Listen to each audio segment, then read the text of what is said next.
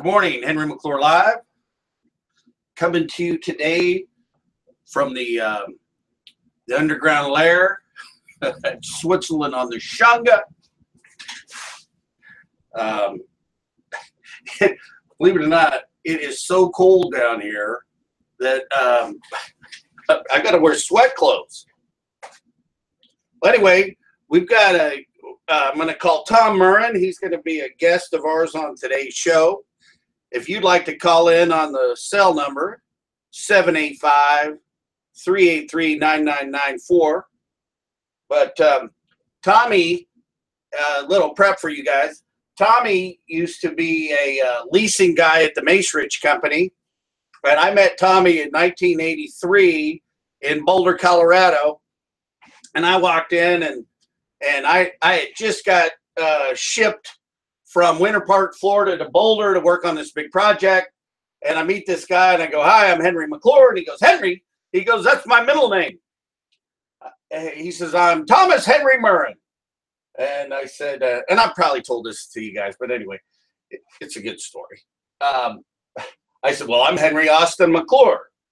And he goes, "Austin?" He goes, "That's a cool name." He goes, "If I ever have a son, I'm naming him Austin after you." And I'm thinking, this guy is fucking crazy. You know, California, land of fruits and nuts, you know.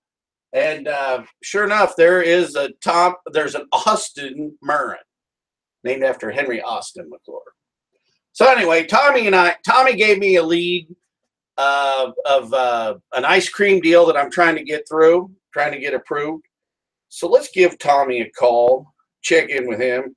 He's pissed at me.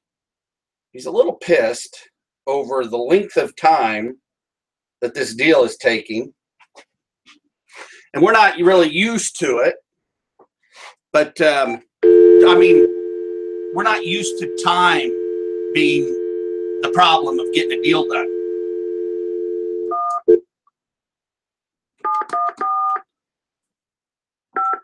Because we were in the golden age of leasing.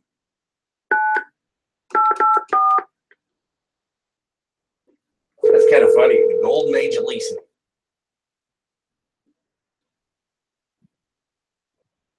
Hello. Tommy? Yes, sir. Henry McClure? Yes, sir. You are live on the Henry McClure Show. Fantastic. You got to talk right into the phone. Okay, how about now? That's really bad. You got a landline I could call you on? Sure, why not? But I might get a call and then have to get off. All right, well, let's try the cell phone. You got to talk right into it. Let me take it off speaker, see if that's any better. Is that any better? Oh, that's a hell of a lot better. Okay, then I'll just go on regular voice. Great. All right, so I've already told my guest about you and gave him a little background on the whole Austin Murrin thing. Okay. So, hey, I want to thank you for the lead that you've passed over to McClure Real Estate for the ice cream concept. Did I lose you?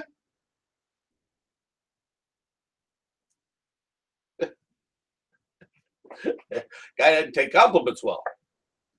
Tommy. Oh, there you are. My phone was doing weird things. I have another call going right now, and it's on hold. Okay, do you need to take that call, or you want to call back in? It's an hour-long call, and we can, I can go back to it, when we're done.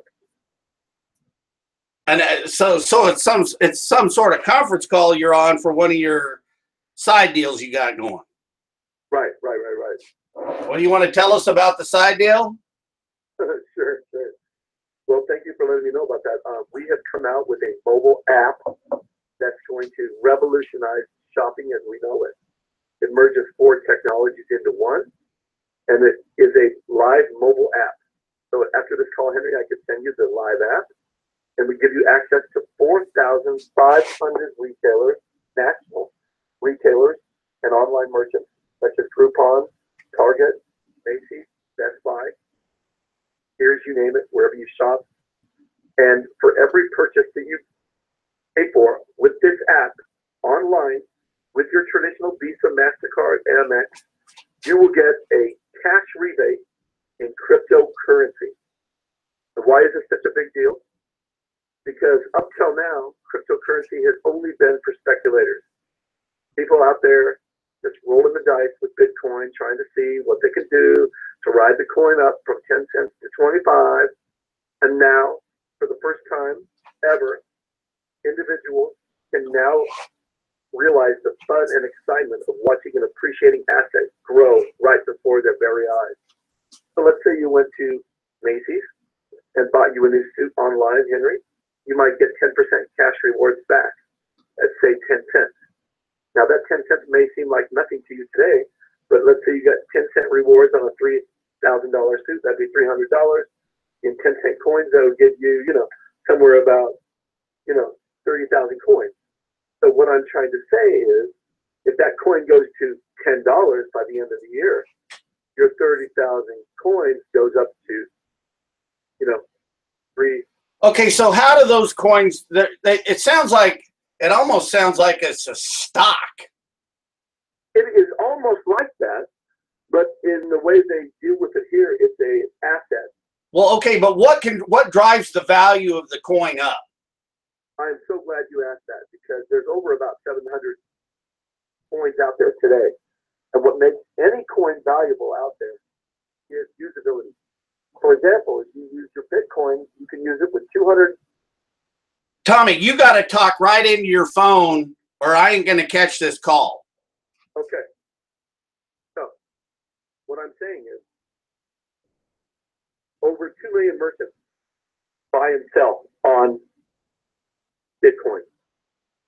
So you can use Bitcoin in 2 million locations. Hey, Tommy, you got to really talk into your phone. I'm telling you, right now you're going out live to 13,000 people. Okay. Thank you. Okay. Well, I'm going to put the earphone in and see if that's any better. So, anyway, my reach right now as a media person in the social media is right now, I think 19,385 people, and I'm trying to drive that number up. You come in and out. I think we just lost Tommy. Let's give him a call back.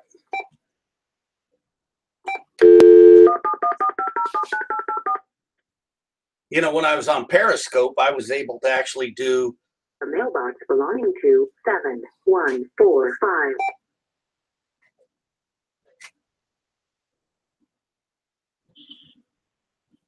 Okay, are you there? I am sorry what happened. The call kept merging between the one on hold and the one with you. And now I've got the earphone. Can you hear me? Yeah, I can hear you. Okay. So I'm not having to yell in the phone. You can hear me clearly. All right. So real quickly, because I want to learn something, what is driving up the value of the cryptocurrency? Okay. Are you talking about our particular coin or all of them in general? I'm talking about, hey, hang on just a second.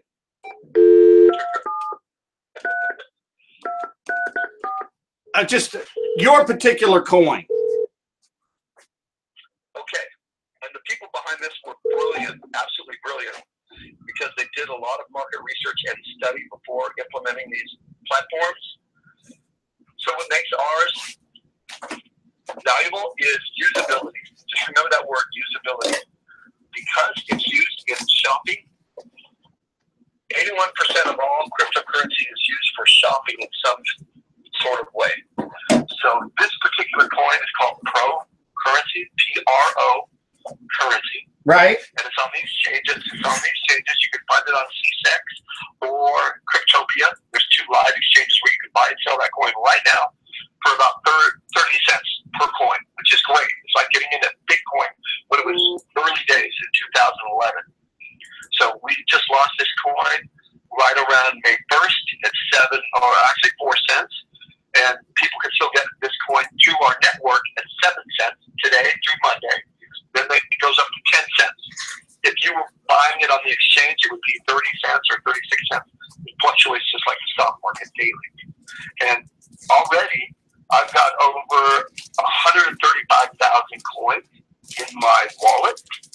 I'm just incubating and waiting for maybe the end of the year that coin will go up. We hope it'll go up to maybe $1, $2, $5. And as we bring on other platforms, there's other platforms coming on board this year that's going to make it even more useful. And I can tell you right now, Henry, there's over 90 countries right now on Shopify where you can buy and sell using the Pro currency. So I can buy something with my Pro currency now on Shopify, but what I want to at 30 cents when I know it's going to be $1 probably in 6 months or $10 in 2 years, I would absolutely buy and hold on this coin. So Tommy, its usability goes up. You know me, I'm just going to stay a stubborn real estate guy. I'm going to continue to be like a developer, a brick and mortar guy. But man, and sometime on another day, look, I'm glad you're out there doing that. And I want to learn more about it because I'm not going to be an ostrich, but I will tell you, you know, let's go back. Remember, man, and I loved you guys. You guys were so nice. Remember when I left Macerich to start Shopwave? Yes. And, you know, I wasn't wrong when I said that shopping someday is going to be popular on the internet. Damn right. Damn right. But what I learned after I spent $275,000 of my own money was I should have used the internet to be a better real estate guy. You know, I should have taken the platform of the technology at the moment and done it and focused all my energy to drive more business to my real estate business. And anyway, so that's what I learned. So, you know, maybe someday if I can figure out how to use the economic platform you got to help make more real estate deals, you gotta clue me in. Well, I'll give you a real quick tip. Okay. Have you ever heard of a little company called Uber? Yeah. Or a company called Airbnb? Yes. Those platforms eliminate the middleman. That's called the direct sharing economy. And there's nothing small about it because it's all but eliminated the taxi business all around the world. And they did more business in sharing other people's living rooms and bedrooms than all of Marriott hotels. So there's nothing small about it. Uber's probably about 30 billion and Airbnb is about 60 billion. They expect online shopping to hit about probably 5 trillion by the year 2022. So you saw that chart I gave you yesterday. That was the key chart to study. Brick and mortar is being replaced by click and order. Faster than you could say Jeff Bezos, #1 richest man in the world. Okay, but let's focus right now on Jeff real quick, because here's the guy that's got, you know, he's going to brick and mortar with his bookstores. And yes, he's blending the two. So what he's genius in being able to populate a bookstore with the titles and authors that community is buying into already. But so here's where I see a really interesting evolution in this whole shooting match is that he'll be the guy that takes the anchor department stores that he killed, and you'll be able to walk up. You'll be able to walk up and either get your order there, or or come the next day when it gets shipped there if it isn't in stock. And that's exactly what Sears did, from being a cataloger to opening up their stores. You know, their original stores were like they were just nothing more than 20,000-foot distribution centers in small communities. And exactly. You know, where Sears fucked up was trying to get into the soft goods. You know, they should have stayed a hard line. You know, their tool sets and their tractors. Yep. And yep. So, and that kind of brings up the whole evolution of real estate. And what I wanted to talk to you about was the golden age of leasing. And now how everything, so from the day you started with Mace Rich and the day I started with Mace Rich, how everything is just completely changed. And it's like if your body every 7 years changes its whole cells, you know, it's almost like what's going on in the real estate business and everything is, it's so much of a quicker change. And so what we've seen is the evolution of the REIT. So where I thought that Shopwave was a good idea for me to try to figure out the online shopping, and one of the main reasons I really went with that risk, because Mace wanted me just to do this on a leave of absence. But yeah, he said, look, you know, and then, you know, Tom Eunice said, hey, Mace is a good guy, but he ain't running the company today. So there's no leave of absence. Either do your job, you're a good leasing guy, or go do the internet, but there ain't no coming back. Okay. And I said, okay, cool. And I told Mace that. And, but I really, at the end of the day, I didn't feel like I fit in the public company. You know, Henry McClure's ways don't fit in with what this company's evolving to. I'm going to give you a little quick scenario, and you know Panorama City better than I do, but so I'm up in the San Fernando Valley. I make a deal. I get, you know, Mary's crew to type it up for me. So I've already got my proposals ready to be distributed. So I stop off in Santa Monica, right? And there's Kristen and handing the proposals, and Mace, you know, Mace sees me. Hey, what are you doing? I go, well, I'm just dropping off some proposals, you know. Hey, come in here, let me see it, you know. So I'm in there selling Mace right there that moment, and he goes, yeah, that deal looks good. Now, why don't you run it up through the chain of command? So I drop it off at Dana's. So I get back to Lakewood, you know, talk to Roush about it. He writes his notes, you know, Trudy faxes it to Santa Monica. And by the end of the day, I got a deal. Yeah. And then boom, you send that off to Larry Eaton. You know, Larry Eaton would get a lease out in a day or two. Brilliant. Yeah, I mean, that was the golden age of leasing. And so like our ice cream deal, you know, we're 2 months in. And you know, I want to thank you for introducing me to Tony and this concept that we've right now got. It's called freezing roll. So, you know, we're 2 months into a deal that, you know, and the shame of the whole thing is, it's like the ice cream deal is the deal you want in the mall. You know, you can't buy ice cream. You can't go online and get ice cream. You know what I mean? And you can't get this ice cream. I mean, who's making ice cream right in front of you? It's all fresh ingredients. You know, it's entertainment. It's exactly what Washington Prime says they want. And we got a lawyer, you know, trying to change the business terms. And so, look, I'm a little frustrated that, and I think the leasing guy's a good guy, but I just think I think like his mall in Peoria is more of a priority.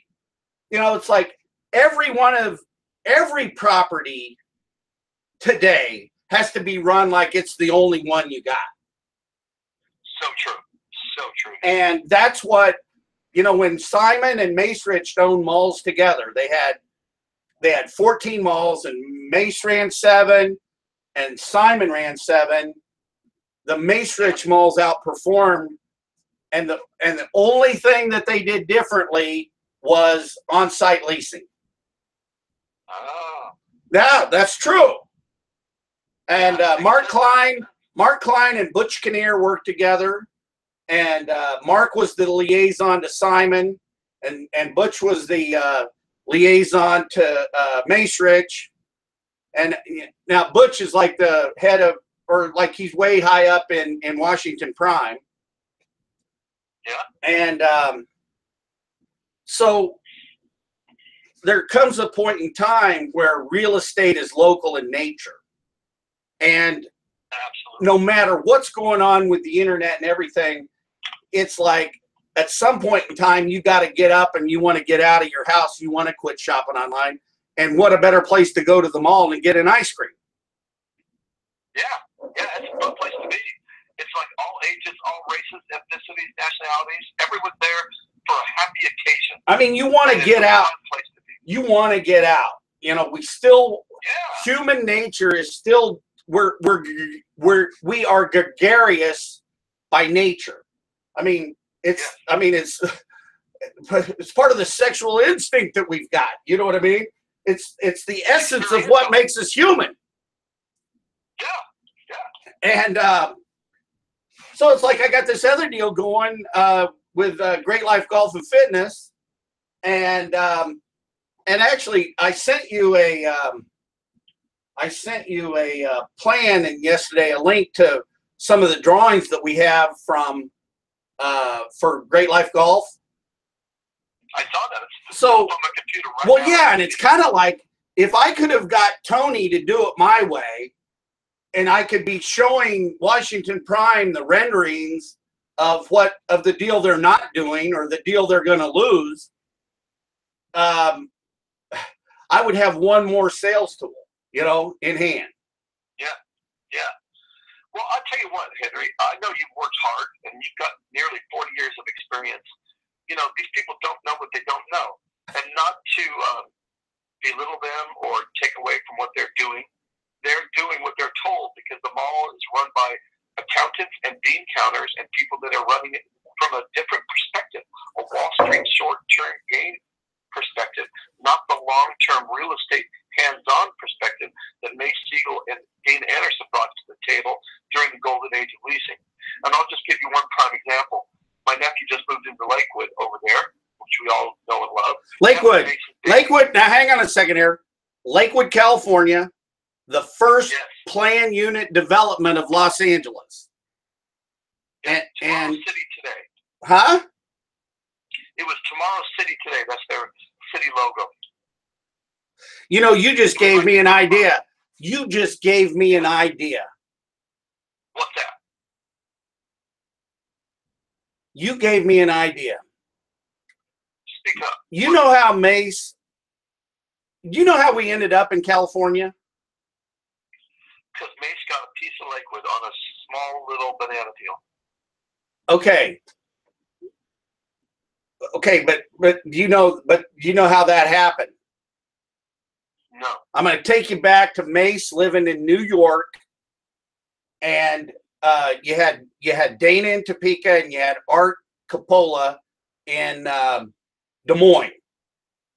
Got it. And Mace didn't like the environment for Samantha and for the young boy Evan. And so it was, okay, look, whether it's Florida or California, we're moving and we're going to consolidate our offices wherever we buy a mall next. You know, because Mace actually has a horse farm down in Ocala. And then, you know, Mace met Jan, their first date was going to the horse track. I'll be darned. Yeah. So Mace wanted to be around sunshine and horses. So where's Ocala, Florida? Yeah. Okay. Oh, Florida. And you ought to see that part of Florida. It's so lush and green, and it's a great place to raise horses. And, you know, they've got a lot of horse racing down in Florida. But, sure. You know, there's a real agricultural part of Florida. So anyway, they bought the operating agreement on, they bought the covenant to operate and of Lakewood. Lakewood Mall. Yeah.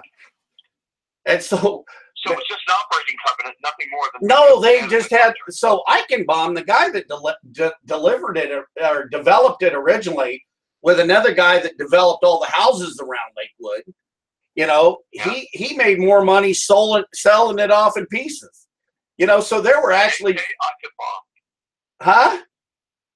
J.K. Eichenbaum. I remember his name well. Yeah, Eichenbaum. Well, see, and so who? Marty Moskowitz and what was the other guy? Soberoff, and Soberoff was a fair-haired boy for Eichenbaum. Right. That they were buddies, and that's exactly how Soberoff continued to stay on in Lakewood for a long time. Got it. So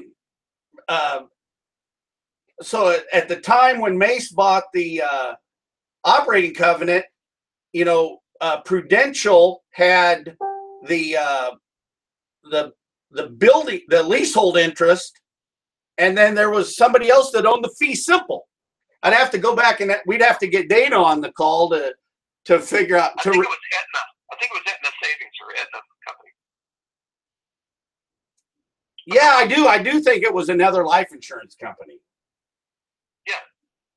So, and it wasn't really one that we dealt with day to day. And then, then remember we had such a great relationship with Prudential on Panorama City. I mean, they were stuffed shirts compared to Washington or Northwestern Mutual. Yeah. But anyway, so maybe that's how I end up getting in the mall business again, is by buying the covenant to operate, because I can run them better. There you go. And it's all about leasing. It's all about, you know, the industry, the brick and mortar business is still deal driven. And you can't do, absolutely. I mean, and the deals need to come locally. I mean, there's only you can't leverage anybody to come to Topeka, Kansas at the national level. You know, there's just not a reason, you know, at some point in time, that leverage, you're going to lose that leverage. Yeah. Well, anyway, so go on. So one of your relatives moved to Lakewood. Yeah, and he's walking distance literally to the corner of Lakewood and Candlewood. And you know already from all the restaurants along Candlewood Road there, we call it Restaurant Row. When I left the mall, it was doing $40 million in 2001. And then even 5 years ago, there's so much food there, it's doing about $60 million now in combined food volume along that road. They got everything. You mean just on, no, Tommy, it had to be more than that. It had to be more than that. This is just the Candlewood Street alone, not anything else. You know that, just like, remember that hometown buffet or deal I did on Lakewood? Yeah. You know, that ended up doing like $6.5 million in volume, and that was the #1 store in their company. That's amazing. But fast forward to 2017, there is a vacant elephant bar there for 2 years. Now, do you think that Mace Anderson running that show would let any restaurant sit vacant for 2 years with that kind of volume along that street? Is Bewley still working for the company? No, it's been about 5 years. Because even Ray could have leased that. That's what I'm talking about. No, you're telling me today there's a vacant elephant bar on Candlewood. Yes. Right now. Yes, right there. Right now, it's been vacant for 2 years, and nobody in Dallas, in the section of Dallas, can get that thing leased for whatever reason. Because no one's on site right now. I asked who's on site right now. There's no leasing agents officing at Lakewood. What? I kid you not. I called just before convention to find out who's leasing. It's still Zach, and I think it's one other gentleman that just got put on the property that doesn't live or even work anywhere near there. I think most everyone's based out of Santa Monica now, and they go down there when they need to. But it's not like today. No, wait a minute. That makes no sense. That you don't have somebody on site at Lakewood. No, there's no one there. Lakewood itself is a career. It is. I mean, it took 2 people. There's 1 million square feet outside, million square feet inside. That's a full-time job for at least one or two people. Well, you remember when I moved to California, I was doing the leasing on the outside of Lakewood and Panorama City and Park Lane and Reno. Yeah. Man, I had to, it took me a while before I could even lease the inside of Lakewood. But shit, leasing the outside of Lakewood was a better job than leasing the inside. Yeah, now it's the other way around, I think. Oh, wow. Man, you know, hang on a second there. I got to take this off the wall. If later on. Okay, this is Lakewood, California. And the shops that Tommy's talking about are right here, the Candlewood shops. Yeah. I actually have an aerial. I actually have an aerial right now, Lakewood, on the show. Okay, go directly across from the Marie Calendar, which is now closed, and you've got the Elephant Bar, that little corner of Candlewood and Inlet. So Marie Calendars became Elephant Bar, and now it's vacant. No, Elephant Bar was a brand new startup about 2002 or 2003 or something like that. So remember that guy Safarian? Didn't he do that deal? I think he did, Mark Safarian. Okay, so we need to make it our business to fill that deal. Yeah, there's no excuse for that to be vacant today. No excuse. So let's do a deal at Lakewood, Tommy. I'm telling you. And I'll start with my nephew because he helped me out with retail leasing for a few years as marketing. And he's had his eye on that for quite a long time and lets me know what's happening over there. All right, well, we got to go through the channels. Oh, yeah. We'll find something. And I'll tell you what, over here there's an Elephant Bar that went dark. And guess what they put there? Here in Overland Park at the corner of 119th and Metcalf. What? A Brazilian steakhouse. It's called Espirito del Sol. And they have a tremendous, amazing Brazilian steakhouse with all the different skewers. They come around your table and give you just unlimited meat supply. It's about $50 a person. But boy, is it good. It includes a salad bar that all you can eat, and then all the skewered meat that you can eat during your meal. It's amazing. A Brazilian. Have you heard of Fogo de Chao? They're in downtown in the plaza. No, but my mind's wandering. I got to get my. Just the word Brazilian makes you think of a lot of different things. Well, I'm telling you, next time you come here, I think we can take you down to the Fogo de Chao in the plaza. Hey, do they make? No, I want to go to this Brazilian thing. Do they make chicken? Yes, they do. What about salmon? Do they got salmon on the menu? I don't think they do any fish. It's all every kind of sausage, lamb. I can eat salmon like a bear. Oh yeah, I'm sure. But I'll tell you what, there's two different Brazilian steakhouses. The one in downtown Country Club Plaza is world famous. They're opening in Dubai. They'll be opening there. They're that big, and they're that popular. They're in Beverly Hills. They're in Newport Beach down there. Also, Las Vegas. All the big cities in the world have one. And well, Tommy, this Chris on steroids. This has been a good therapy session. I love you like a brother. You're a great guy. We grew up in the golden age of leasing, and we need to, constantly in my life, I'm always trying to figure out how to fit in, and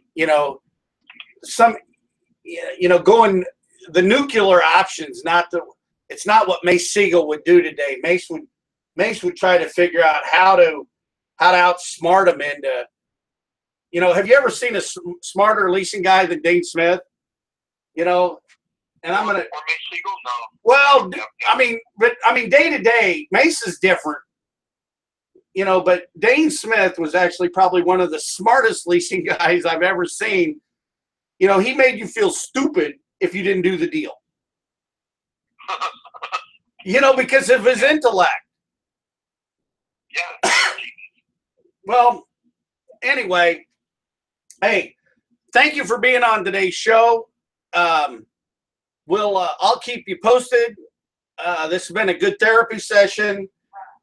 One more thing before we hang up. Yeah.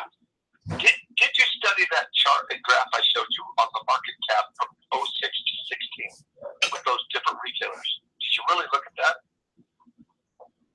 Okay. In the letter I sent to you. Study those numbers on the chart, and it shows the market cap from Best Buy went from 24 billion in 06 down to 12 billion, and from Macy's 28 million down to 12 billion in 17, and Sears went from 26 billion down to 1.5 billion in 16, to the point that Sears may not even make it to the end of the year. On Metcalf Boulevard, right here in beautiful Overland Park, the Metcalf South Mall is being demolished as we speak. No, I know. Sears building has a sign on it that says closing soon, and that mall will just be a pad site for Lowe's department store and whatever else they decide to put there. But it isn't going to be a mall. It's just going to be a big box. And, the malls, if they don't compete, if they can't compete, then they're just going to change, mutate, or die into something else. And if there was ever a time for a landlord to focus on their real estate, now is the time, because they have closed more stores in 2017 than all of 16 already. There's been 8,500 stores closed in malls and shopping centers, and it's an alarming rate. I was a retail lawyer for a company called Washington Prime. I would be opening my eyes very soon, because soon this person may not have a job if there's no brick and mortar tenants left to be in a mall. So somebody better study that chart and understand the shift that's taking place from brick and mortar to click and order, because there was a record made last year on Black Friday and Cyber Monday, for the first time, tipping point in history, that brick and mortar was outpaced by click and order for those 2 days. That's never happened before in the history of retail. And all I can say is, now that Jeff Bezos and Amazon have bought Whole Foods, look out, Walmart and other mall stores, because the click and order is coming on stronger in 2018. Okay, so there can be a blend. I'm gonna study your stuff, because the universe gives you signals, and I'm not gonna overlook your signal, because we met in a real interesting. Huh? You got to get my vibration. How emphatic am I about this? No, and I get it. And someone needs to send that letter I sent you to this guy's boss. All right, his boss needs to see that email, forward that to his boss, and then let's see what happens by tomorrow at noon. Well, here's what. Let me before I'm going to change the subject real quick. I want to talk about my favorite subject, and that's me. But after I wound down the internet company, I called Mace to see if there was an opportunity to come back, and there wasn't. And there wasn't an opportunity, because he said, Henry, you bruised some egos. And so I wasn't able, so I wasn't invited back because of the way I behaved. And that's okay. I mean, it was made very clear to me that once you leave, you're out. And that's okay. So come back like Terry Gibbons or Tim Gibbons. Well, yeah, but those guys were better corporate kiss asses than Henry McClure. Okay, I got you. And but I called my friend Sherman Dreisason, who actually developed Metcalf South. No way. Yeah, and I moved to I made a deal with him. Like, I called him on. I decided to close my internet company on a Monday. I'm talking to Mace on Tuesday. On Wednesday, I'm talking to Sherman, and by Friday, I got hired. Wow. Yeah, so I actually started working with Sherman right away, and I lived in the Marriott downtown because Sherman owned that. I'll be darned. Yeah, so I leased Metcalf South, a mall in Overland Park. No. Metcalf South, Metro North, East Hills in St. Joe, and a mall in Toledo. Those were automatic. So he gave me a company card. I had a company credit card. He handed me a cell phone, and I got a salary. Boom. And so I'm working back in the mall business, and I had such a great opportunity to get infiltrated back into Kansas City and back in the mall business. And I ended up going down to Florida. Remember Jim Duff? Sure do. So Jim offered me a piece of a mall down in Clearwater, Florida. And No way. yeah, so I ended up going down to that deal. That deal didn't work out. And then I worked for a boutique brokerage company called Tavares. And I was doing, I remember that. I was doing deals with our main client in Tampa, Clearwater was John Hancock. And then I made a deal with Northwestern Mutual, sold them all. And anyway, but back to Metcalf South and the evolution of kind of where the lifestyle centers are going. I almost think the evolution of these sites are people wanting to get outside, you know? Yeah, it's true. And Absolutely true. that's why like having the brick and mortar and the outside entrance, you know, where you can just drive up, get in, get your ice cream and go. I think it's a bigger evolution, you know, than the golden age of leasing foresaw.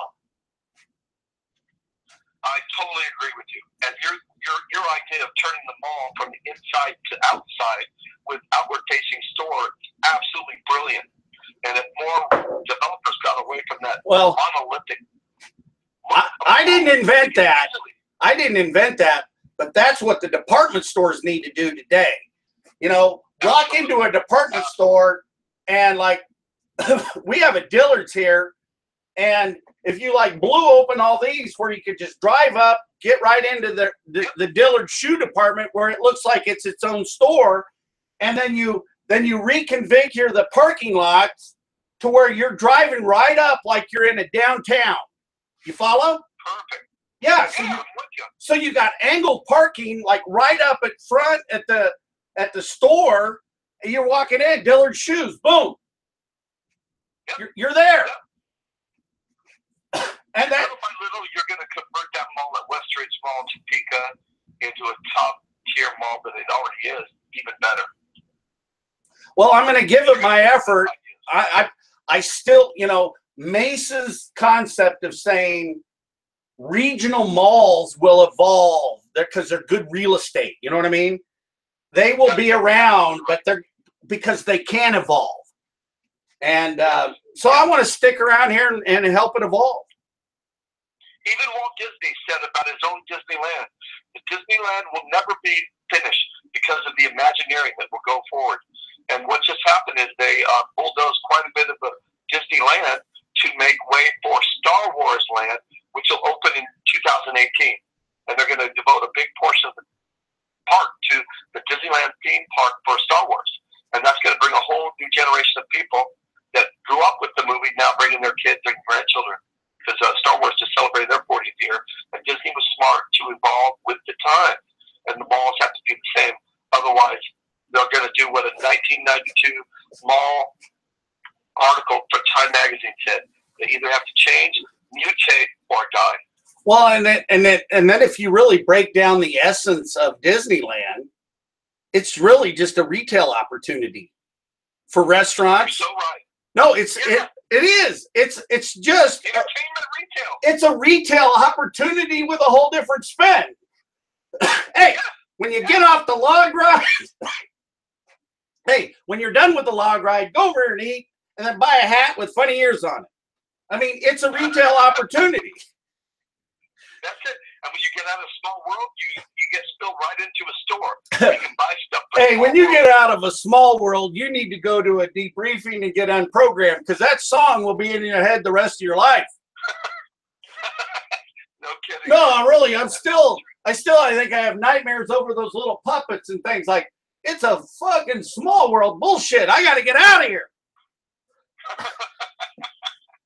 Well, they do represent the lollipop kids, you know, Henry. I'm telling you, the funnest thing to do is take a laser pointer to Disneyland or Disney World. Like, That's hilarious. oh man, yeah, we're like, so we were down in Florida, and I got this laser pointer, and, and my mom and I think somebody else, my stepsister, were coming in. So like, I've got my laser pointer on the floor by their feet, and they see the red dot, and then they look up and they find me. You know? And then some guy comes over, hey, put that laser pointer away. Anyway, Tommy, oh, I cracked myself up. Hey, thanks for being on today's show. It's we're gonna figure out how to fit in. We're gonna try to figure out how to fit in the corporate world and make this thing happen. All right. I know you will, by any means necessary. All right, at all costs. So All right. be patient with me. Thank you. All right. Thanks for being on. All right, brother. All right, bye. Bye-bye. Oh boy. Well, we got cut off my Periscope. Every time I get a phone call, knocks me off. Already cracked this phone. It's $80 now every time I get a new screen. Oh boy. Well,